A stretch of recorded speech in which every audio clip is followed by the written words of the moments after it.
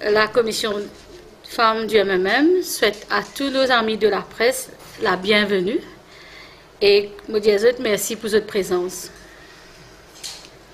Aujourd'hui, nous conférence de presse pour axer surtout sur la famille mauricienne en 2016. Nous bien inquiets par un problème qui madame et les enfants peuvent gagner dans nos pays. Trop souvent, nous apprenons par les médias qu'une madame gagne un amour atroce, madame peut gagner batté, madame fin gagne coup de côte. Comment dire, ça va une nouvelle là, une simple fait divers dans la presse. De l'autre côté, nous les enfants de plus en plus peuvent être vulnérables par le fléau de la société. Et sans compter nous les aînés, une nouvelle tendance qui tout le monde peut causer aujourd'hui, c'est le problème avec la drogue synthétique. Pour cette bonne raison-là, Commission Femmes du MMM, il tenir à commande 3 sujets aujourd'hui, notamment violence envers les femmes, violence envers les enfants qui sont dans une situation précaire et la jeunesse qui peut tomber dans la drogue. Et non sur la situation économique de la famille. Et pour commencer, une camarade député leader, Oriane Marie, pour commander la violence envers les femmes. À toi, Oriane. Merci Sandy, présidente de la commission des femmes du MMM. Pour venir à thème qui m'a posé, donc la violence envers les femmes, aujourd'hui, il est plus que nécessaire de parler de gender violence pour remplacer le terme domestic violence. Qui fait? Parce que quand nous remarquons, quand nous regardons la presse ces derniers temps, nous pouvons trouver, par exemple, une femme qui tuait par son amant, une jeune fille qui tuait par son copain, ou alors une autre jeune fille qui tuait par son ex-copain. Donc, il est plus nécessaire que jamais de parler de gender violence au lieu de domestic violence. Deuxième affaire, je vous rappelle que l'année dernière, en novembre 2015, le leader de l'opposition, Paul Béranger, a un PNQ, il pose un PNQ adressé à Mme Perrault, le nombre de cas rapportés aux 6 Family Support Bureau et le nombre de cas de domestic violence poursuivis par la justice. Alors, qui répond? Le nombre de cas rapportés à la police, number of cases reported, en 2010, 3078 et convicted 362. Ce qui veut dire que 11% perpetrators seulement fin condamnés. En 2011, Finena 3046 cas rapportés, 331 convicted. 2012, alors ça fait 10%. En 2012, nombre de cas rapportés à la police, vous pouvez dire là, hein, à la police, 3285, convicted 286, ce qui fait 9,3%. En 2013, 2842 cas rapportés à la police, 341 convicted, ce qui fait 9,6%. En 2014,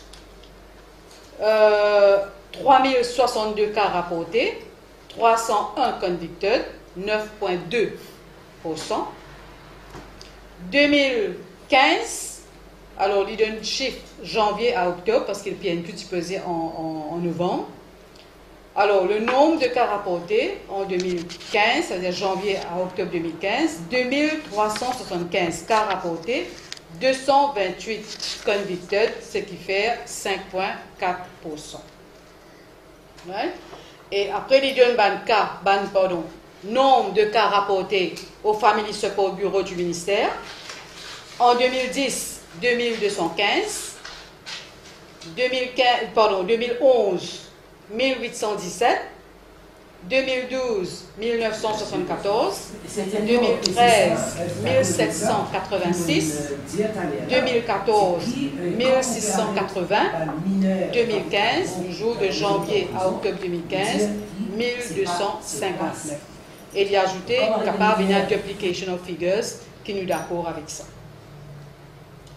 Mais nous avons connaître ici, ça l'année là, combien de cas de violence domestique, combien de cas de violence contre les femmes finit arrivé à ce jour. Donc, est-ce que ça, chiffre là, il reflète la réalité ou bien ce n'est que le sommet de l'iceberg, nous puissions croire que c'est le sommet de l'iceberg. Troisième point. Déjà, il y a le rapport domaine lancé en août 2015. Un rapport très étoffé, very comprehensive, et qui vient avec une recommandation très valable, très concrète et très capable de mettre en pratique facilement. Or, dans sa réponse, dans sa PNQ là, la ministre annonce trois choses. Premièrement, il annonce un consultative workshop de 3 jours pour faire un rapport, le rapport de même, qui appelle un plan d'action. Deuxièmement, l'éventuel rapport de la Coalition Against Domestic Violence Committee, qui entre-temps finit de soumettre ce rapport le 4 décembre 2015. Madame la ministre annonce ça. Et il a aussi annoncé, dans sa réponse à la PNQ du leader de l'opposition, une autre étude,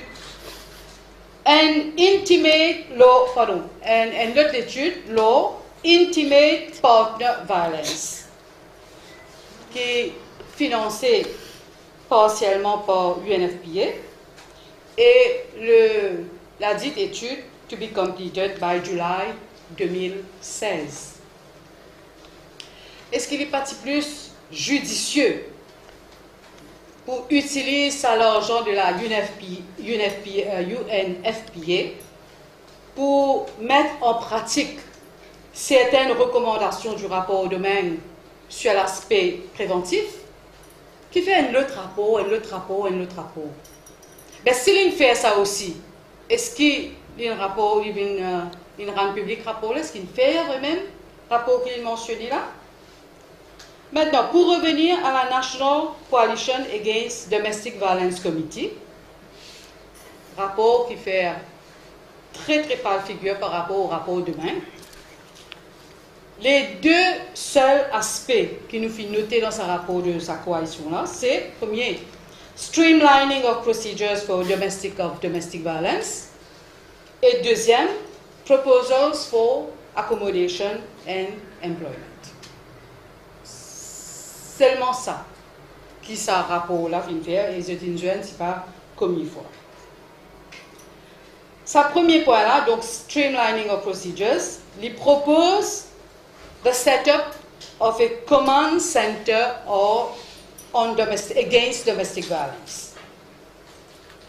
Tout cela pour dire qu'il y a un one-stop center de domestic violence.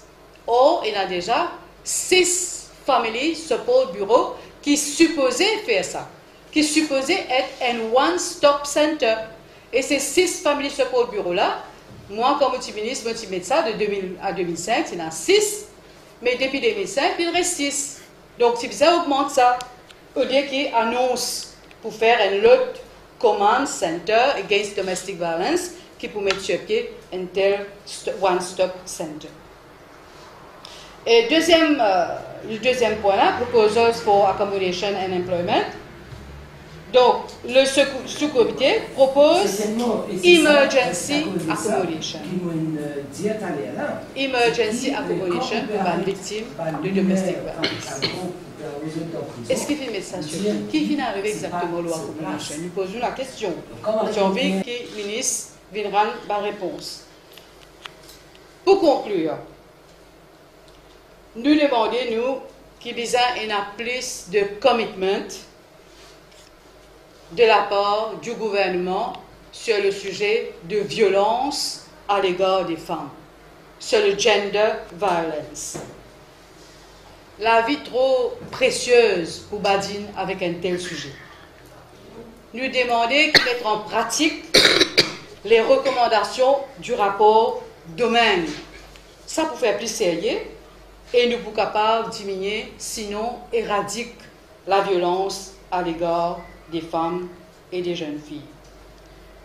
Comment me dire, il y a une recommandation très très valable, très concrète, qui est facile à mettre en pratique dans ce rapport-là, très compréhensive, et nous demander, une affaire qui me notait là-dedans aussi, qui lui demandait, entre autres, compulsory education at all levels of schooling, from l'école maternelle jusqu'à tertiary education. C'est un très très bon point qui, Mme Perrault, la ministre des Droits de la Femme, ensemble avec le ministre de l'Éducation, capable de mettre la tête ensemble, ils travaillent là. Donc nous demandons déjà mettre rapport domaine en pratique parce que les pratiques, les pragmatiques, les concrètes et les très valables. Voilà ce que j'ai envie de dire pour ma part. Je retourne la parole à la présidente de la commission. Merci, Oriane. Et là, comme tu as dit, il y a 3 thèmes. Et le deuxième thème, c'est violence envers les enfants qui dans une situation précaire. Et ça, nos camarades Françoise Dabel qui pour commenter ce sujet-là. À toi, Françoise. Merci, Sandy. Je salue moi aussi mes camarades de la presse. Et je profiter, dans l'occasion de la Journée internationale pour la lutte contre le sida, saluer tout Bandimoun qui peut travailler dans nos pays, dans ce combat-là, et qui peut soutenir Bandimoun qui est affecté par le virus de HIV. Pour cause de la situation des enfants de Maurice, la commission femmes MMM nous constatait avec tristesse que situation des enfants qui plus besoin soutien, qui plus besoin l'État, qui peut vivre dans une situation difficile, ces enfants-là, cette situation pas peut améliorer. Et nous constatons qu'il y a une situation qui peut continuer depuis des années et malgré leur rapport. Un exemple concret, donc, nous avons le dernier rapport de l'Ombudsperson for Children qui cause beaucoup de bonnes affaires et là-dedans, beaucoup d'affaires ont déjà causé avant. Et quand nous pouvons causer des enfants en difficulté, nous vous prenons juste des 3 points. Nous pouvons get des enfants dans shelters, nous pouvons get cette affaire que nous appelons Child Beyond Control, des enfants dans OYC et des enfants qui sont en dehors du système scolaire. Des enfants dans shelters, là aussi, et non rapport Velia, qui est commandité par le gouvernement précédent, mais qui la ministre fin rend public. Et un rapport, là aussi, un rapport qui est bien travaillé, qui est non bonne recommandation, et nous pouvons toujours espérer attendre cette bonne recommandation-là. Nous constatons que les enfants dans les shelters continuent à souffrir maltraitance. Nous constatons que les shelters sont toujours overcrowded, les personnels des shelters peinent et pas gagnent formation. Et travail, réhabilitation entre parents et enfants, peut faire. Si un enfant ou une dans sa famille, qui nous peut faire pour la réconciliation de ces enfants-là avec la famille. Ce qui fait qu'après que ces enfants-là, ils subissent un premier trauma de violence au sein de la famille, ils subissent un deuxième trauma, être séparés, parce que les enfants comptent sur la famille. Et les enfants ont envie de rester au sein de sa famille. Et quand ils sont séparés, ils subissent un deuxième trauma. À ce terme, quand ils sont dans shelters, ils souffrent maltraitance, ils souffrent un troisième trauma. Qui nous peut faire, parce que le troisième trauma dépend d'un soin déplorable qui est non dans les shelters. Rapport velien, une cause de là, rapport, parce que commission femmes, elle-même qui peut dire ça. Le rapport velien indiali, rapport l'ombudsperson, le dernier rapport findiali.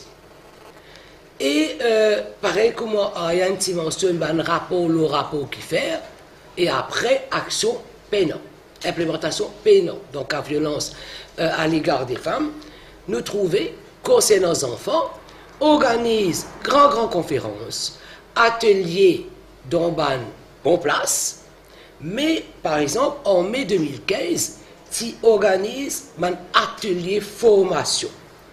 Par une organisation en collaboration avec le ministère de genre, la protection des enfants, le International Social Service, en mai 2015, il organise atelier de formation. Et d'après ce rapport-là, il cause la formation du personnel des shelters. Il même dit, après cet atelier-là, dans ses recommandations, il identifié 6 traîneuses qui peuvent faire formation dans les shelters. Et puis, ce qui est mal en ligne passé là, qui shelter qui finit gagner formation. Nous payons cause formation, nous pas payons cause à faire causerie. C'est trop facile, ben oui, nous gagnons causerie, nous avons 110 000, mais est-ce qu'il nous fait une formation? Parce qu'une formation, les bizarres amène une transformation de la personne. Donc, si vous ne faire une formation pour transformer le personnel, pour faire les autres adopter une nouvelle attitude, ou n'a pas fini de faire formation, il ne faut pas que vous dire, ou fin de faire formation. Et donc, pas de faire, et nous pouvons attendre toujours. Nous avons le Children's Bill. Une cause, depuis l'ancien gouvernement, c'est cause Children's Bill. Et en mai 2015, donc avec le présent gouvernement, quand il y a le comité rapport les droits des enfants en 2015, le ministère, donc avec la ministre présente, il dit qu'il amène sa Children's Bill là. Et je vais même dire que, je cite, the Children's Bill would improve the situation of children and the effectiveness of the services provided to them. Donc, si vous reconnaissez que cette Children's Bill là, ils peuvent améliorer sur les enfants, ils peuvent améliorer les services, l'efficacité des services offerts à ces enfants là, depuis le commencement de l'année 2015, nous arrivons à la fin 2016 et nous n'avons pas même temps où cause the Children's Bill. Et nous nous demandons qui là n'est plus capable d'aider plus que ça avec ce problème-là. Le deuxième point que nous avons envie d'évoquer concernant les enfants, c'est sa fameuse appellation Children's Beyond Control, c'est-à-dire la section 18 de Children's Act qui cause Uncontrollable Juveniles. Dans la loi, c'est Uncontrollable Juveniles, mais souvent nous avons le terme de Child Beyond Control. Ça fait longtemps qu'il nous cause ça. Qui était Child Beyond Control? Alors, si un parent n'est pas capable de faire écouter par ses enfants, il est capable d'aller de sa petite-là, ben, il est incontrôlable ça. Donc, qualifiez-le comme Child Beyond Control, envoyez-le en OIC. Et nous tout connaissons qui était dans OIC. Et non un consensus qui bizarre enlève sa terme Child Beyond Control. Ça aussi, il dit, nous bizarre repeal sa section Uncontrollable Juvenile parce qu'il n'est pas capable, parce qu'un parent n'est pas capable de faire l'étendre pour les enfants. C'est la solution qu'il nous préconisait. Mettre petit là en OIC, mais il y avait sorti quand il a 18 ans et on va arrêter qu'il y avait fini. En Suisse, rapport Villiers, une cause là. Ombudsperson, une cause là. Ce présent gouvernement, il commande un rapport par un certain Bill Cullen pour tirer la responsabilité des enfants dans OIC, tirer depuis le ministère de la Sécurité sociale pour envoyer le ministère de la Protection des enfants. Le cabinet ministériel, il prend note, il se dit, ok, il est pour dire ça. Paye rapport, encore une fois, paye rapport. Il fait dire avant, on nous refait un rapport, on nous récauser. Et laisse le temps passer, les enfants continuent à écraser. Mais depuis le gouvernement, le cabinet, il prend note de tout ça, action zéro. Bons enfants qui ont ici toujours sous sécurité sociale. Et ce rapport-là, tu fais parce que tu dis que ces bons enfants-là, il faudrait qu'ils nous commencent à appliquer une approche thérapeutique et non une approche punitive. Parce que dans OIC, c'est l'approche punitive qui prévaloir et nous tout trouver que ça n'a pas aidé. Donc, les enfants OIC, donc toujours peut souffrir. Le ministère pas connaît, c'est pas le ministère des enfants qui peut prendre, le ministère de la Sécurité sociale qui peut prendre. Est-ce qu'il nous peut tirer sa section Uncontrollable Juveniles là, quand pour faire aller, nous pas connaît.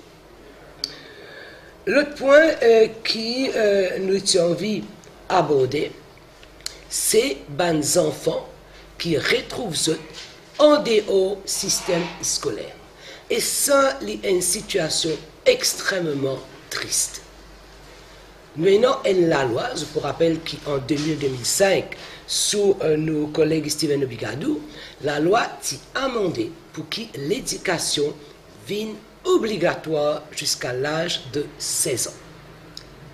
Et en 2015, 2016, nous avons des enfants qui expulsés des écoles primaires. Et non, des enfants, parce que ces petits-là, pas capables de garder l'école, ça, mettre-les dehors. Et nous avons des enfants, donc lower primary, en causaine, 11 ans, 12 ans, qui retrouvent en dehors du système scolaire. Et dans la plupart des cas, ces bons enfants-là, ils subissent la violence. Et non, un cas qui existait, qui malheureusement pour moi, j'ai l'occasion de trouver. Ils sont sortis de l'école parce qu'ils miss une battait, formule, une calotte, et si vous battez un enfant, 12 ans, une calotte, Watan qui peut dire merci, miss, ou pécorisme. Et quand les enfants-là ont une réaction émotive ou suspendue, Watan qui peut la retourner, ou laisse-les aller. Ou bien un autre enfant parce qu'il est lent, il est capable de faire un travail vite, ou battre-les, s'il peut atteindre une classe même prévocationnelle, ou battre-les, ou humilier-les. Watan qui peut là pour continuer. Un autre enfant parce qu'il n'est pas un cornet dessin, ou battre-les, ou les reste dehors, ou les puis là continuer. Donc, ça va, nos enfants-là, et non des centaines actuellement dans Maurice. Est-ce que ça va l'école-là pendant le devoir info ministère et le ministère, quand il connaît un enfant dehors, qui ou faire avec ces enfants-là, ou dire l'éducation obligatoire, et où on pèse ces enfants-là bénéficier de cela. Et ça, c'est un cas bien grave, et nous faisons l'appel au ministère pour la protection des enfants. Si vous êtes là pour protéger les enfants, vous devez veiller à ce qui est droit respecté. L'éducation, c'est un droit. L'enfant a droit à l'éducation. Nous avons si bonne convention. Depuis des années, des décennies maintenant, nous avons à des conventions internationales pour le droit des enfants qui nous respectent. Ce n'est pas une faveur que nous peut demander la ministre. Nous peut demander tout simplement respecter les droits des enfants. Ce n'est pas une faveur que vous faire ça aux enfants-là, parce que c'est le droit ça. Et quand nous cause les enfants, et le problème, Ariane ou bien Sandy mentionne, ce problème, la drogue et les enfants. nous trouvons qui de plus en plus, les enfants très jeunes, même les enfants de l'école primaire, et en contact avec la drogue, ils commencent par venir à le vendre et ils commencent à consommer dès l'âge de 11 ans, 12 ans. Qui peut faire pour réhabilitation ces enfants-là? Et la place d'un enfant qui est victime de la drogue, il n'est pas dans la prison, mais il est dans une place de réhabilitation. Et ça aussi, nous fait un appel pour qui nous guette ce point-là. Et donc, nous faisons l'appel pour que toutes ces recommandations qu'il fait pour le bien-être de l'enfant, pas capable de continuer d'aider. Children's Bill vis-à-vis, le rapport Vélien nous besoin implémenter, nous besoin reguetter nous personnel dans les shelters, et aussi tout à l'heure quand Oriane peut donner des chiffres de violence domestique. Ok, capable et un chiffre qui double. À nous dire, nous pas prendre 3000 et quelques plus 500 qui peut faire nous presque 5000, nous pas prendre 5000 cas, nous prenons 4000 cas. Quand on a 4000 cas de violence domestique, combien d'enfants concernés, touchés directement par ça, cas de violence-là? Donc, c'est pour 4000, c'est des dizaines de milliers d'enfants qui sont affectés par ça. Est-ce que ces enfants-là, qui soutiennent ces enfants-là, gagnent? Est-ce qu'il n'y a pas l'air pour nous prendre ça en considération? Donc, quand une femme peut subir une violence domestique, si une femme-là peut subir une violence physique, quelle violence psychologique les enfants peuvent gagner et qui nous peut faire pour ça? Et non, beaucoup de travail à faire, mais les outils-là, pas nécessaire. Quand on finit une recommandation, à ce moment-là, on prend une banane pour faire un rapport, pour faire un plan d'action qui peut faire. Mais dis-toi qui peut faire. Comment faire dans bonnes affaires.